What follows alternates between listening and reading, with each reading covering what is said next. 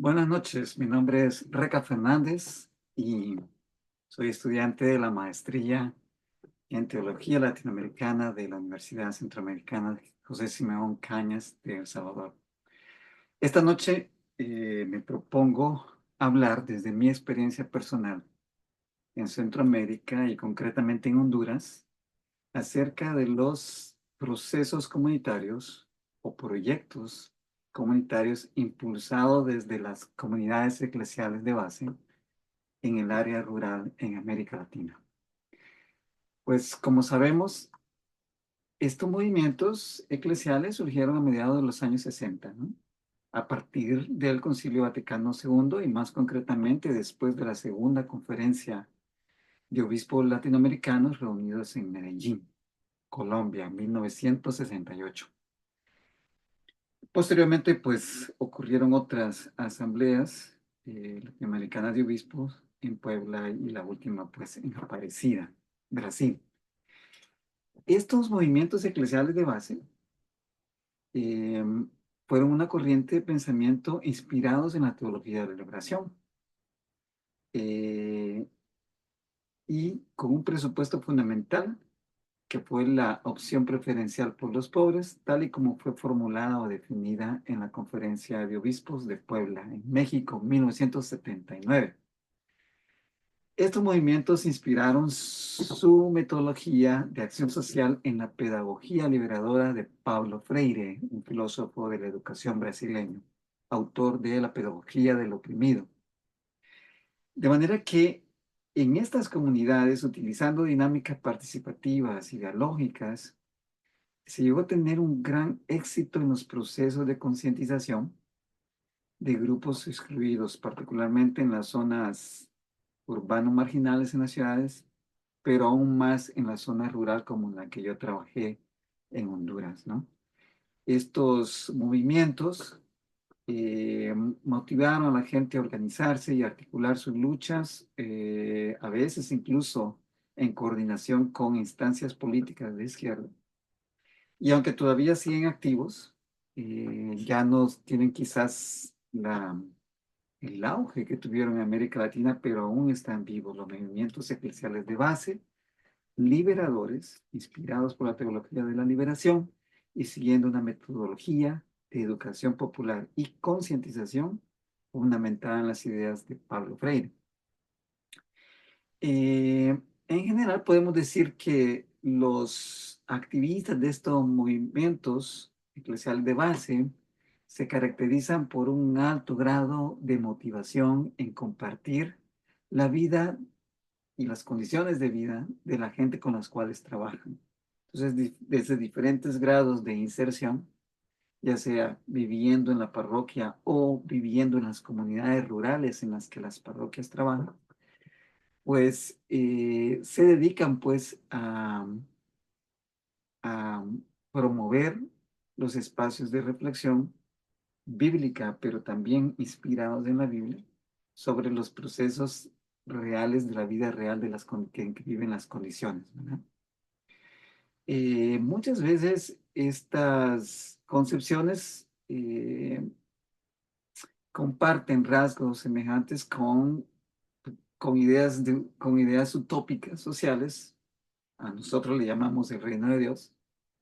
ba- bastante cercanas a lo que podríamos llamar un modelo socialista ideal, opuesto terminantemente al sistema capitalista. Y luego, pues, por otro lado, se promueven valores de comunitarismo, eh, cooperativismo, solidaridad, reciprocidad y además austeridad en el consumo, desde nosotros, incluso los que hemos participado como agentes de pastoral. Se cultiva una revalorización cultural de lo propio, lo indígena, en oposición a los valores de Occidente dominantes o hegemónicos, lo cual se refleja en nuestras formas de vestir, en nuestras expresiones artísticas, especialmente de música, teatro popular, y además el diseño de medios creativos, divulgativos, como por ejemplo los boletines parroquiales, por ejemplo, boletines diocesanos. Con relación a los proyectos de desarrollo que se implementan desde la pastoral social, se puede decir que generalmente suelen valorar grandemente la participación popular. Se dan unas estructuras organizativas que, aunque son complejas, garantizan que la población beneficiada de esos proyectos o procesos de desarrollo estén efectivamente representados en la gestión, en los órganos de gestión, y además participen en las evaluaciones que constantemente se promueven de esos proyectos, ¿verdad? En general, además, en términos de las relaciones que se establecen entre los agentes de pastoral social externos y las personas miembros de la comunidad que participan en esos proyectos, se puede decir que existe un ambiente de bastante confianza mutua y además de hermandad entre los miembros de las comunidades, pero también con los agentes de pastoral externos, como hemos dicho. Estos proyectos de desarrollo hacen un énfasis marcado en procesos educativos, ¿verdad? Los cuales pueden ser conocidos como procesos de concientización, en los que desde una dinámica del ver la realidad, juzgarla a la luz de los textos bíblicos, sobre todo desde la práctica de Jesús, eh, se diseñan procesos que actúan en esa realidad comunitaria para su transformación en la búsqueda de lo que llamamos la construcción o la cooperación en la construcción del reino de Dios. Haciendo uso, pues, entonces de la metodología de educación popular, técnicas de enseñanza y aprendizaje participativo colectivo, se busca recuperar el saber que la gente ya tiene sobre determinados temas o cómo interpretan ellos los textos bíblicos con relación a su realidad y cómo los pueden aplicar, ¿verdad? Es una metodología, pues, de educación popular que se utiliza en los llamados talleres de capacitación, pero que también es una metodología que también existe en las reuniones de coordinación de las comunidades eclesiales de base, que en nuestro caso se conocían como asambleas familiares. Esto en la parroquia de Tocoa, Honduras, en los años 90, perteneciente a la diócesis de Trujillo, bajo la dirección directa del padre Ismael Moreno, jesuita, también el padre Ricardo Falla y posteriormente padre Andreu Oliva. Eh, Algo que se puede destacar, además de estos procesos de desarrollo de pastoral social en las comunidades eclesiales de base, es que eh, se parten de conceptos tales como pecado individual, pecado estructural, conversión personal y social, para construir un discurso que valora por igual actitudes, valores e ideales, los cuales la comunidad está dispuesta a adquirir y a desarrollar, pero que además deben de permear las instituciones, los espacios comunitarios. Eh, y entonces, en la medida que estos espacios se vayan permeando de esos valores, se considera que la conversión personal y comunitaria se va realizando en un mismo momento, de forma dialéctica. De un punto de vista aún más filosófico, más general filosófico, podríamos decir que el marco metateórico más amplio de estos procesos de desarrollo comunitario eh, se identifican directamente con el concepto del reino de Dios, el cual es un proyecto de sociedad utópica que se supone se está construyendo ya en las comunidades de base y a través de la transformación que estos procesos o proyectos de desarrollo están operando en la realidad circunstante. No obstante, el reino de Dios, que ya se está construyendo aquí y ahora, a través de esos procesos, es también la meta final, escatológica, a la que se pretende llegar, ¿verdad?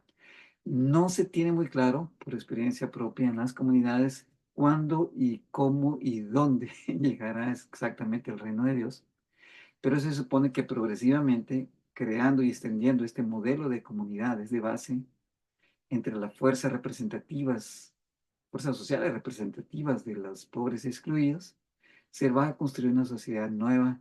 de cuyo perfil únicamente se conocen por los rasgos generales de justicia, igualdad y solidaridad. Eh, Existen, no obstante, algunas contradicciones que me gustaría señalar. En primer lugar, si bien es cierto que las estructuras organizativas que promueven estos proyectos pues, pueden ser calificadas de participativas, a menudo se incurre en lo que podríamos llamar una pseudo participación popular. Así, por ejemplo, muchos de estos proyectos cuentan con una dirección compartida entre seglares, miembros de la comunidad, y religiosos, entre profesionales, como era mi caso, y los que no lo son, responsables de los proyectos y los beneficiarios. Además, existen consejos pastorales, consejos sectoriales, parroquiales, diocesanos y asambleas generales en cada una de estas instancias, en la que se vota participativamente para decidir las metas y el destino de estos proyectos. No obstante, a menudo las decisiones, si bien consensuadas y votadas en público, dependen en gran medida del apoyo o desaprobación que al respecto demuestran las figuras claves del proyecto, tales como son precisamente los religiosos, los coordinadores de proyecto, que por regla general no pertenecen realmente a las bases o a las comunidades y que consciente e inconscientemente imponen a la mayoría sus propias concepciones ideológicas y prácticas a la hora de fijar las prioridades y las metas de los proyectos comunitarios. Por otro lado, en cuanto a las relaciones sociales que se establecen al interior de los proyectos, si bien es cierto que, como he dicho antes, existe en general confianza mutua y camaradería, además, a veces existen ciertos niveles de desigualdad que entorpecen la labor del proyecto y afectan las relaciones internas. Concretamente, la jerarquización propia de una institución como la Iglesia Católica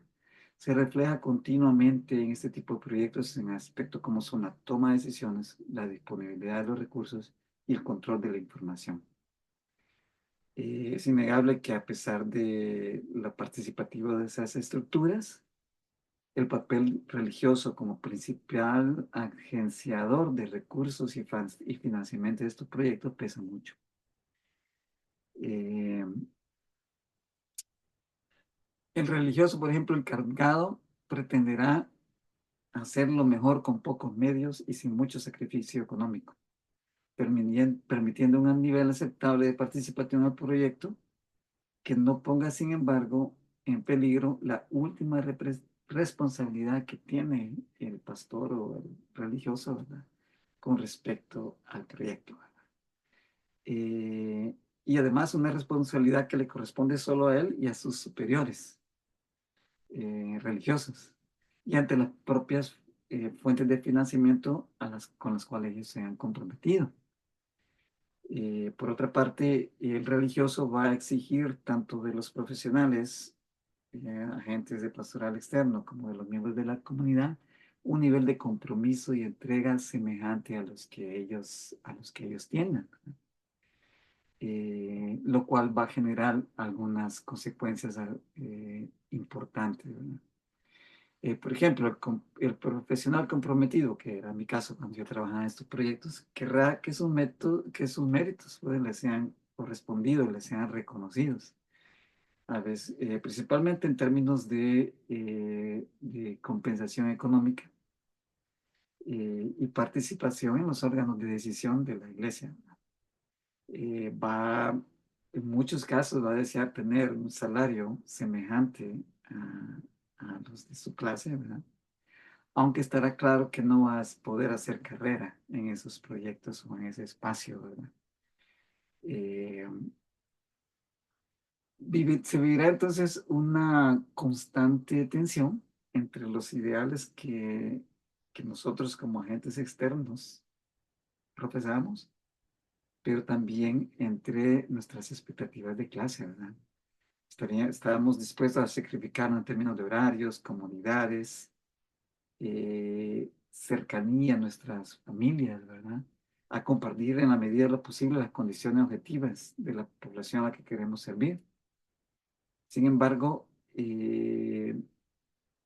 cuando esa tensión entre nuestros ideales, entre nuestro nivel de inserción, pero a la vez entre nuestras expectativas de clase, llega a un punto en que es necesario pasar adelante, a menudo pues nosotros los agentes externos profesionales tenemos que salir del proyecto para buscar nuestro sustento, ¿verdad?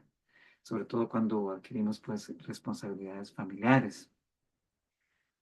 Los beneficiarios del proyecto, por otra parte, están no están muy conscientes de este tipo de conflictos entre los religiosos y los profesionales, ¿verdad? Y optarán por una actitud de cooperación, buscando al mismo tiempo, pues, obtener un provecho directo del proyecto, pero sin estar consciente pues, de estas tensiones, ¿verdad? Quiero decir que probablemente en estos proyectos de desarrollo impulsado desde las comunidades eclesiales de base, la labor más sacrificada la llevan los promotores o extensionistas del proyecto. Generalmente son de extracción campesina o urbano marginal, se van a dedicar con mucho esfuerzo a sus funciones, van a depositar una confianza grande, incluso ingenua, en alcanzar la meta del proyecto algunas veces. Sacrifican tiempo, esfuerzo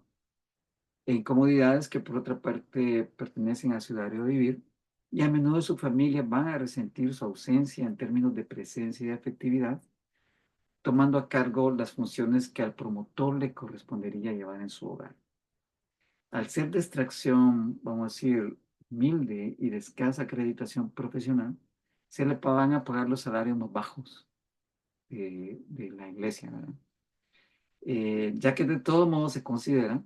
o así consideran los religiosos, si se dedicaran a las actividades propias de su clase social, ganarían poco menos de lo que les ofrece el proyecto, que de esa manera se considera un plus para su estatus social. Cuando el proyecto funciona en esa dinámica de pseudo-participación, verdaderos talentos organizativos podrían perderse entre los promotores, convirtiéndolos en meros ejecutores de los proyectos, que otros más arriba deciden y comunican a través de cauces participativos a los que promocionan, ¿verdad?, esos proyectos en las comunidades. Eh, Finalmente, también en ánimo crítico, estos proyectos no se evalúan o se sistematizan demasiado, eh, procurando incrementar la calidad de los mismos una vez que estos finalizan y se pueden replicar. Eh, se hace una capacitación básica para los promotores de los proyectos, a los encargados de la ejecución de los proyectos en aspectos técnicos, pero no se transfiere las capacidades de análisis, de diseño, planificación, evaluación que los profesionales del proyecto poseen. Quiero terminar diciendo que a pesar de esta perspectiva que pareciera muy crítica acerca de los proyectos de desarrollo comunitario impulsados desde las comunidades eclesiales de base, yo quiero decir que y yo he tenido la oportunidad, después de trabajar en Tocoa, de trabajar en la diócesis de Occidente, de Santa Rosa de Copán, en Honduras, y allí tuve la oportunidad de crear un equipo de promotores comunitarios con los cuales pudimos compartir nuestras capacidades de forma participativa y con ellos crear con las comunidades de esa diócesis proyectos de desarrollo comunitario que partían de un diagnóstico comunitario para identificar a través de la utilización de mapas, dibujos, líneas de tiempo, diagramas de Venn, eh, identificar cuáles eran los problemas más sentidos y las necesidades más sentidas de la comunidad, luego priorizar esas necesidades y con base a ello crear un plan de desarrollo comunitario que la Pastoral Social o Cáritas de Occidente de Santa Rosa de Copán ayudaba asesorando en la implementación de su plan y su evaluación. Y en aquella oportunidad, en aquellos años, pudimos, 2005 y 2006, acompañar la creación e implementación de 12 planes comunitarios en diferentes comunidades de la diócesis de Occidente y los cuales fueron muy exitosos en términos de incidencia política ante las autoridades comunitarias y también departamentales o provinciales, pero también no solo incidencia política, sino también presión, ¿verdad? Algunas veces tomas de edificios públicos y este tipo de acciones comunitarias. Fue un proceso muy lindo y creo que para mí demostró que la participación, cuando se pasa de una pseudo participación a una participación efectiva desde una inspiración de fe, desde un planteamiento de fe y vida y con deseo de construir el reino de Dios y en un plano hasta lo posible de, no de igualdad, pero quizás sí de equidad, es posible promover espacios de transformación social significativos. Bueno, eso es lo que yo quería compartir el día de hoy y muchas gracias. Buenas noches.